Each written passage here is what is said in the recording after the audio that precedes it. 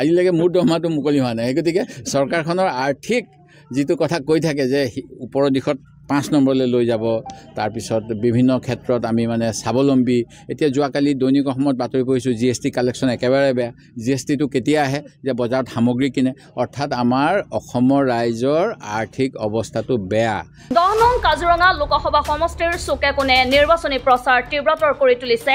কংগ্ৰেছ দলৰ প্ৰাৰ্থী ৰজলিনা তিৰ্কীয়ে গীতৰ তালে তালে জুমুৰ নাচি নিৰ্বাচনী প্ৰচাৰ চলালে ৰজলিনা তিৰ্কীয়ে শুকুৰবাৰে নৱগঠিত কাজিৰঙা লোকসভা সমষ্টিৰ অন্তৰ্গত ৰাজাগাঁও বৰপথাৰ শিঙিমাৰী বকুলগুৰি চিমলাই পথাৰত কেইবাখনো নিৰ্বাচনী সভাত অংশগ্ৰহণ কৰে বিৰোধী দলৰ দলপতি দেৱব্ৰত শইকীয়াক লগলৈ আগন্তুক লোকসভা নিৰ্বাচনত ৰাজ্যৰ পৰা ভোট বিচাৰে কংগ্ৰেছৰ প্ৰাৰ্থীগৰাকীয়ে প্ৰচাৰ অভিযানৰ মাজতে বিজেপি দলক তীব্ৰ সমালোচনা কৰি ৰাজ্যক কংগ্ৰেছ দলক ভোট দিবলৈ আহ্বান জনায় বিৰোধী দলপতি দেৱব্ৰত শইকীয়াই আনহাতে সাংবাদিকৰ সৈতে হোৱা সাক্ষাৎকাৰত বিজেপি চৰকাৰক সমালোচনা কৰি বৰ্তমানৰ চৰকাৰখনৰ ভুৱা প্ৰতিশ্ৰুতিত ভুল নাযাবলৈ সকলোকে আহ্বান জনায় দেৱব্ৰত শইকীয়াই সচেতন হ'বলৈ কৈছোঁ আৰু প্ৰলোভন বা আপোনাৰ যিটো ভাবুকি এইবিলাক ভাবুকি ইলেকশ্যন কমিশ্যনৰ গাইডলাইন অনুসৰি খাটিব নালাগে সেই গতিকে তেখেতসকলক নিৰ্ভয়ে ভোটদান কৰিবলৈ আহ্বান জনাইছোঁ আনহাতে ৰেচনৰ দোকানীয়ে হিতাধিকাৰীক কংগ্ৰেছৰ সভালৈ নাযাবলৈ কোৱাৰ অভিযোগ তুলি দেৱব্ৰত শইকীয়াই নিৰ্বাচন আয়োগক অভিযোগ দাখিল কৰাৰ কথাও সদৰি কৰে ৰেচন দোকানীয়ে যদি চৰকাৰী তেওঁৰ পদবীটো অপব্যৱহাৰ কৰে চৰকাৰী সম্পত্তি তেওঁৰ নিয়মতে IPC সেকশ্যন 506 বা 409 অনুসৰি তেওঁ জেল হ'ব লাগে জৰিমনা হ'ব লাগে তেওঁ দোকানখন বন্ধ কৰি দিব লাগে মই অভিযোগ দিছোঁ শইকীয়াই কয় যে সমষ্টি পুনৰ নিৰ্ধাৰণ কৰি বিজেপি এক প্ৰকাৰ ৰাইজক বিপদত পেলালে যাৰ উত্তৰ ৰাইজে বেলট পেপাৰত দিব গতিকে এই গোটেইবিলাকৰ কাৰণে মই ভাবোঁ ৰাইজে এটা বিজেপিক শিক্ষা দিব তেওঁলোকে মিছা কথা কৈ আৰু জিকিব নোৱাৰে আনহাতে মুখ্যমন্ত্ৰীয়ে কংগ্ৰেছ দলক নচলা টকা বুলি কোৱাৰ মন্তব্যক সমালোচনা কৰি দেৱব্ৰত শইকীয়াই প্ৰশ্ন কৰে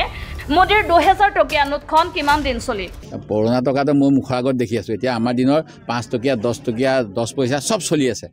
নৰেন্দ্ৰ মোদী 2000 টকীয়া এখন ক'ত গ'ল মোক সেইটো উত্তৰ দিয়ক ইফালে বিজেপিয়ে ভোটাৰক প্ৰলোভন দিবলৈ নিৰ্বাচনী বিধি উলংঘা কৰি অৰুণোদয়কে ধৰি বিভিন্ন আঁচনিৰ প্ৰপত্ৰ ভোটাৰৰ মাজত বিতৰণ কৰিছে বুলি মন্তব্য কৰে ৰজলিনা তিৰ্কীয়ে যেতিয়াৰ পৰা এই বিজেপি চৰকাৰটো আহিছে আজি আইন কানুন নমনাকে আজি তেওঁলোকে বিভিন্ন ক্ষেত্ৰত যি মন যায় তেনেকৈ আমাৰ সমগ্ৰ ভাৰতবৰ্ষৰ বা অসমৰ বাকীৰ লগতে আমাৰ চাহ জনগোষ্ঠীৰ লোকসকল আদিবাসী লোকসকল তেওঁলোক প্ৰতাৰণা কৰি আহিছে উল্লেখ্য যে নিৰ্বাচনী প্ৰচাৰ সভাতে শতাধিক অগপ আৰু বিজেপি কৰ্মীয়ে কংগ্ৰেছৰ নীতি আদৰ্শৰ প্ৰতি আকৃষ্ট হৈ কংগ্ৰেছ দলত যোগদান কৰে যিহেতুকে কাজিৰঙা লোকসভা সমষ্টি যোনটো নতুনকৈ গঠিত হৈছে এইটো মোৰ গৃহ সমষ্টি বুলিয়ে ক'ব লাগিব কাৰণ মই সৰুপথাৰ বিধানসভাত মই মানে বিধায়িকাও আছিলোঁ আৰু মোৰ ঘৰ গোলাঘাট জিলাতে তো যেতিয়া ৰাইজক লগ পাইছোঁ তো সকলো ক্ষেত্ৰতে সহযোগিতা পাইছোঁ আৰু সকলোৱে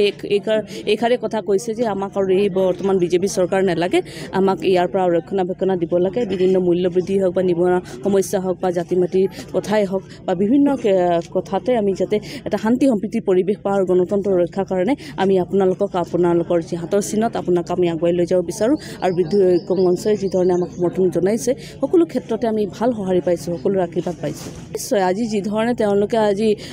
বাগিচাসমূহত কাম কৰা আমাৰ যি শ্ৰমিক ৰাইজ আছে তেখেতসকলক তেওঁলোকে কৈছিলে যে তেওঁলোকৰ চৰকাৰ আহিল 351 টকা কৰিম বুলিকে আজি তেওঁলোকে আজি কাম শেষ হোৱাৰ পাছত যিটো মাটি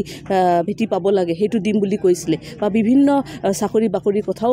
আছিলে কিন্তু আজি দেখা গৈছে যে শিক্ষাৰ ক্ষেত্ৰতে হওক বা স্বাস্থ্যৰ ক্ষেত্ৰতে হওক বা আজি সামাজিকভাৱে যি ধৰণে অৰ্থনৈতিক অৱস্থা যাতে ভাল হ'ব বুলি সকলোৱে আশাবাদী আছিলে কিন্তু আজি বিজেপিয়ে অকল বিভিন্ন কথা কৈ পেলাই ভোটহে লৈ গ'ল কিন্তু আজি আমাৰ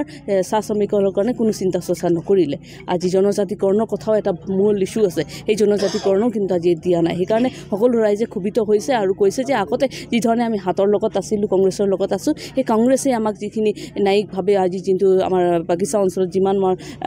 লেবাৰ এক্টবিলাক আছে তাৰ যোগেদি আমি এটা ভাল এটা মানে শান্তিত আছিলোঁ কিন্তু এই বৰ্তমান সেই আইনবিলাকো আজি বিজেপি চৰকাৰ নমনা পৰিলক্ষিত হৈছে আজি কেতিয়াবা ক'ৰবাত কাম কৰিবলৈ গ'লেও এগৰাকী মহিলা যেতিয়া কাম কৰি আছিলে বিচাৰি ডাকাৰ কাৰণে কান্দা কটা কৰাৰ কাৰণে মানে তেওঁলোকৰ কৰ্তৃপক্ষ মানে তেওঁ কামৰ পৰা আঁতৰাই দিলে তাৰমানে এইখিনি গোটেই অন্যায় হৈ আছে তাৰমানে যেতিয়াৰ পৰা এই বিজেপি চৰকাৰটো আহিছে আজি আইন কানুন নমনাকৈ আজি তেওঁলোকে বিভিন্ন ক্ষেত্ৰত যি মন যায় তেনে তেনেকৈ আমাৰ সমগ্ৰ ভাৰতবৰ্ষৰ বা অসমৰ বাকীৰ লগতে আমাৰ চাহ জনগোষ্ঠীৰ লোকসকল আদিবাসী লোকসকল তেওঁলোক প্ৰতাৰণা কৰি আহিছে যিহেতু মাটি ইয়াতে থাকিব লাগিব ইয়াতে জন্মগ্ৰহণ ইয়াতে মৃত্যু হ'ব লাগিব তো যেনেকৈ সকলো আমাৰ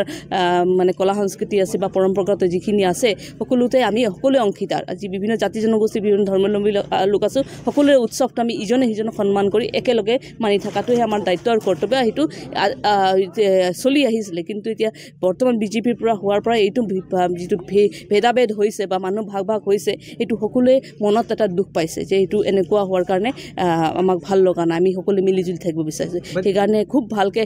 আদৰিছে নাচিছে বাগিছে তেওঁলোকত মোৰো